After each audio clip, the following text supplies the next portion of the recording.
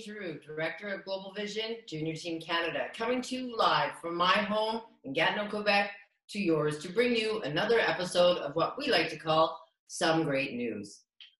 In these challenging times, Global Vision would like to be a home for you, a place of comfort where we can all come together and bring some sunshine into your lives and profiling some great news from coast to coast to coast. In addition, each episode we feature a Global Vision alumni, a grad that will come back and share their advice and insights with you and provide you with some insights and skills and knowledge how to deal with these challenging times. In our inaugural episode of Some Great News, we profiled Newfoundland's Junior Team Canada ambassadors from Newfoundland Eats, who are helping tackle the challenging issues of food insecurity in the province. I am pleased to give them a shout out tonight as they were featured on Canada Together on Sunday night with such great Canadian icons as Celine Dion, Drake, and my personal favorite, Sarah McLachlan. Kudos to you guys and keep up the great work. In today's episode, we're taking it live to Toronto, Ontario. Joining with us today on Some Great News is Devin Heroux, CBC News and Olympics reporter and JTC grad. Devin, good afternoon. Thanks for joining us. So good to talk to you. I'm going to be without a job because you're meant to be doing this reporting gig. So yes, it is so good to be talking to you. And to the point of some great news and food security and everything like this, I did a story this week actually about food security, the need for food. More than 1 million Canadians per month last year visited the food bank. So such important work being done, and great to be highlighting the great work by the graduates of the program, no doubt. Devin, you and I have traveled the globe together with Junior Team Canada. And I was just curious to know now, with your role, and very important role as a journalist with CBC, how are you coping? Because you're used to being on the road both around the country and around the globe covering groundbreaking news. So how is your new normal? Yeah, it's a good question, Amy. You and I were joking about it on a call about the fact that I've never been in one place for so long in my life. I don't know if you can see the plants behind me here. I've spent more time with my plants than any time in my life. I'm used to being on the road. I'm used to being with people in communities, in arenas, and different sporting locations across the country and around the world, as you said. And I think for me, that's the magic of my work. And that's something when you and I were running around the world and meeting people and doing meetings in some of the most exquisite places in the world, connecting, right? It's all about connecting. It's all about the feeling of walking into a place and feeling that energy. And for me, it's been really challenging. I'll be honest about that. I'm so used to being among people, being able to observe everything that's going around. I think that's the richness of my storytelling, is that I've always been able to make people feel something. And you can't really do that in the ways that I like to be able to do that without being in that space and feeling that energy. So I'm coping in the best way that I can. I'm talking to a lot of people. I'm spending a lot of time on the phones. I'm doing more FaceTime and Zoom calls than I ever have in my life, just to sort of get that sense, that energy, that connection that we all crave, but perhaps we all took for granted until now we finally realize how important it is to connect. Well, that brings an interesting point, David, because here at Global Vision, we really pride ourselves in all about networking, right? And building that golden... That brings an interesting point because, here at Global Vision, we pride ourselves on our networks and building our golden Rolodex. And I think that's something that we could really share with our viewers and our young viewers, especially, is how can they keep it sticky? How can they, from the confinements of their own home, develop those networks? Yeah, I'm so glad you mentioned being sticky, right? Because that's one of the terms. How many years ago is it that we were able to meet on the University of Saskatchewan campus? Your dad, Terry, and I getting to meet.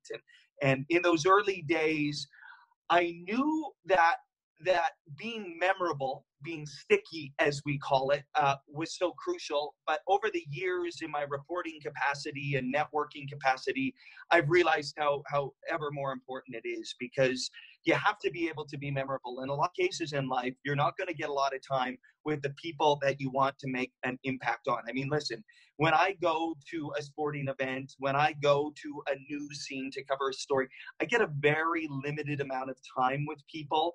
And you basically have 30 seconds to a minute. We call it the elevator pitch, right?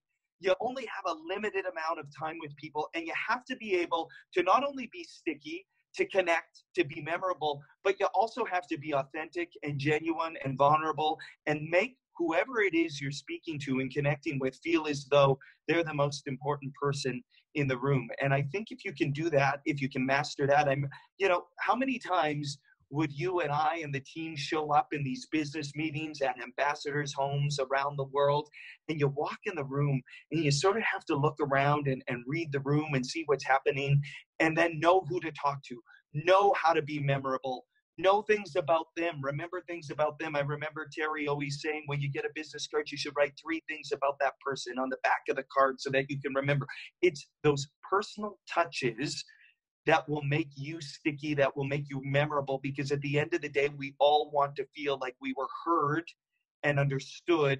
And I think that's where the magic is in being sticky. If you can make somebody feel like they've been heard and respected, they're going to remember you for a lifetime. Thank you for sharing those valuable insights for our viewers. I have to ask, because you also, one of your big roles is covering the Olympics. So how are those challenges being faced now with trying to cover sports and, well, the lack of?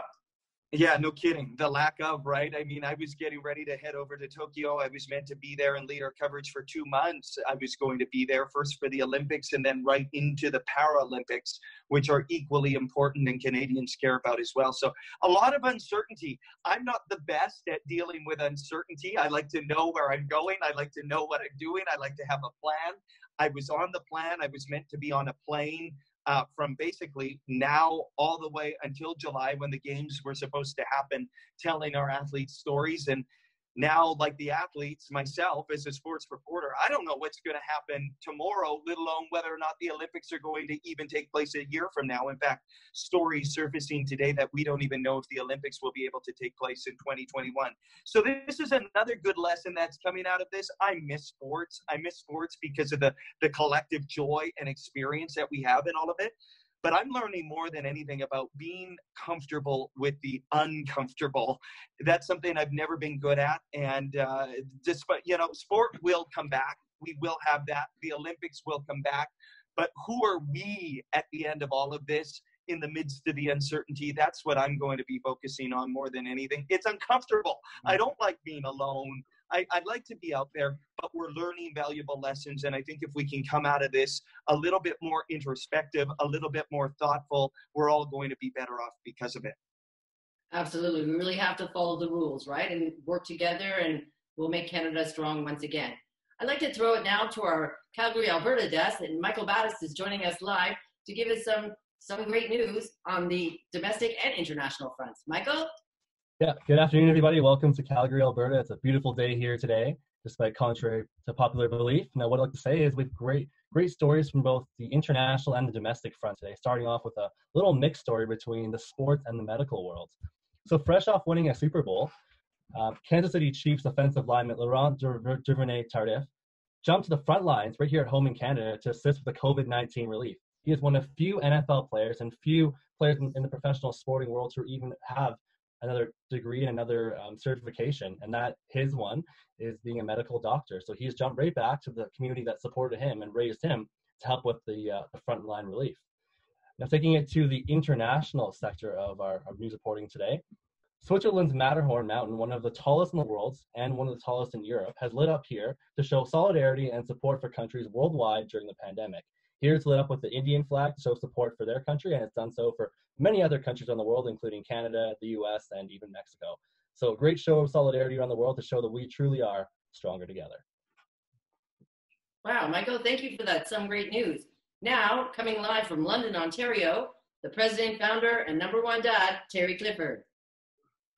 Thanks, Amy, and welcome, Devin, to our show. And it's certainly great having you here. And I think our young viewers will wonder how on earth a CBC personality could have ever started as a person from a small community in Canada at a very young age, but what, about 17 or 18. So speak to them now. What does it take? What do you think happened at Global Vision for you that helped you get to be a reporter on Canada's national network? Terry, great to see you. Great to be talking to you. Listen, how many years ago is it now? It's 15 years almost exactly to the day that we walked into a classroom on the University of Saskatchewan campus. I was just getting ready to graduate from Bedford Road Collegiate in downtown Saskatoon. I'll never forget it because I walked into the university classroom. I wasn't dressed the part. That was never, I was never one to dress to impress. But I walked into the room and there were all of these people who looked the part. They were older than me. And I really felt out of place. I really did. And I think this goes in part to answering your question, is that when you're from a small town, there's often this idea where you get a little bit of the imposter syndrome, where you sort of don't wonder if you belong. And I'll never forget looking across the room. I think there were about 70 of us in the room that day at the University of Saskatchewan vying for these 4 pivotal positions to be able to represent our province of Saskatchewan in Brazil. And I remember you speaking. You brought up the Star Phoenix. You showed that you cared about our community and told us that you were paying attention to us. And I remember in that moment, something clicked for me and it went, you know what?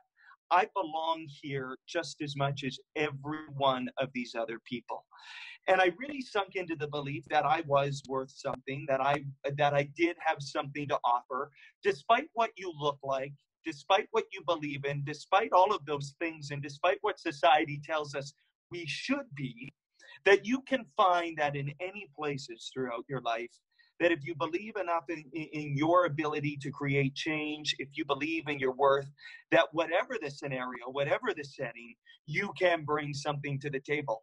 I'm from Saskatoon. It's not the powerhouse city of Canada, but I am so proud of what we are and who we are. I don't shy away from that. I remember where I come from and who I am. And then, of course, throughout all of my experiences with Global Vision, I was always hit with this pang of, ooh, I don't know if I belong in this setting, or sitting down with the First Lady of Panama in the Panamanian Palace and going, ooh, I don't know if I belong here. And then always bringing it back to that first encounter with you and being reminded that you have to act like you've been there before and you have to believe it. And sometimes that might mean having to fake it in the beginning to get yourself to that level. And then once you're there, and sink into that and believe that you're meant to be there. I've done it my whole entire life. I do it as a reporter every single day, but it all started in that University of Saskatchewan room 15 years ago when I remember seeing you, the way you connected and the way you showed you cared. Those things will serve you so well throughout life. Well, thanks, Devin. And are things more challenging today? Because I remember back then, all we had were telephones really to communicate with one another and build networks and relationships and maybe personal visits and sessions. But today, more and more, everything is done virtually and social media is the norm. What advice have you got with regard to being where you are with regard to social media? It's a great question. I mean, look at us right now. I mean, this is remarkable about what we're able to do. I mean, we have these Zoom calls. We're doing Instagram lives. Haley Wickenheiser and I are having compelling conversations. I mean, we're more connected than we've ever been. When you said that, Terry, about only having phones, it brought me back to a time at the 2007 APEC Summit when we were in Australia. I did a CBC radio interview with CBC Saskatchewan on a payphone from one of the hotels we were at. And now I'm filing reports that go across Canada from a cell phone, doing live network hits with Heather Hiscox into the news. I mean, it is stunning and sort of mind-boggling to wrap your head around the fact that I am now filing national reports from a cell phone. So, when I bring that all back to our ability to connect, to our ability to do impactful things in our communities, we're a click away now. And what a blessing, and what we should be so grateful that we're able to do this. We're so isolated at this time. We're physical distancing. We're doing all of these proper steps, but we are one click away from the world. And I'm grateful for it. I'm still employed. I'm still able to tell stories. Later this week on CBC, I'll have a story about a young, humble Bronco player, broke his back a couple of years ago, and is now getting ready to make his return to a university in the United States. Him and I had a phone conversation. I mean, when I was raising funds to be able to go on our trips, I always said that we were one phone call away from making it big, from cashing in big. Now, as a reporter, I'm one phone call away from breaking the biggest story of my life. So we are so blessed to have these devices and the technology today to stay connected with our family, with our friends, and with people we've never met who are dying to connect with us. And it has served me so well. And I go back to those things about authentic connection, vulnerable connection. You can still do that through the phone. People know it. People feel it. You can't fake that stuff. Okay. Devin, just one last thing then. Again, for the young viewers that we hope will join us in Global Vision in 2021, what do you see that Global Vision should, how it should present itself on social media? Well, I mean, I think about these things all the time. I think I learned very early on, Terry, that through my Facebook, through my Instagram, through my Twitter interactions, that I could brand myself, right? We always talked about branding and what are you showing with the rest of the world? We know that through Global Vision, we were the walking epitome of what it meant to be Canadian. You instilled that in us, right? When we walked into a room, into these business settings, these governmental settings, who were we? What did we represent? I still think that applies to the way Global Vision needs to present itself in a social space. I think you need to be authentic. I think what has served me very well in my interactions on Twitter and leveraging that and knowing how to connect with Canadians from coast to coast to coast is being unapologetic and never shying away from being uniquely me. And I think early on in this journey, when I was trying to figure out who I was and what my voice was, that was difficult because I didn't know who I should be in a social media setting.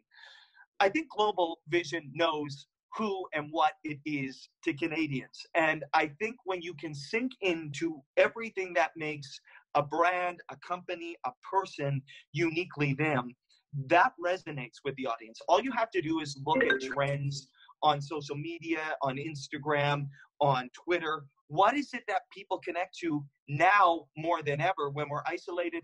It's authentic dialogue. It's authentic conversation, vulnerability. We're so afraid of going into those spaces because, if somebody really knows who we are, will they like us? Well, the reality of it is we're all thinking that. We're all feeling that. And as soon as we start to strip away the layers, the defensive barriers we put up so that people don't really get to know us, we strip people of our humanity. We strip people of being able to be memorable and sticky. And so for Global Vision, for young graduates, for people that are just entering the journey of what it means to be who they are in this world, the quicker we can sink into that authentic dialogue and present that in the simplest ways, that's the stuff that means things. That's what people remember. And that inevitably, Terry, is what has served me and allowed me to get to where I am today. I still wake up and go, how did this all happen? I'm the luckiest person in the world. I still don't know how it's happened, but I've been blessed by so many people who have allowed me and reminded me throughout the journey that this is who I am, and I wouldn't want it any other way. Oh, thank you. Thanks, Devin, very much, and thanks for being with us today. I'll give it back to you, Amy. Yes. Thank you, Terry. Well, Devin, I can't thank you enough for spending your busy times with us today and sharing with us some great insights and advice for our viewers. I'd like to make a shout out to all the Canadians out there. If you have some great news that you'd like to share, please join us at www.globalvision.ca. And in the meantime, stay safe, healthy, and strong, and soon we'll all be together again. See you next time.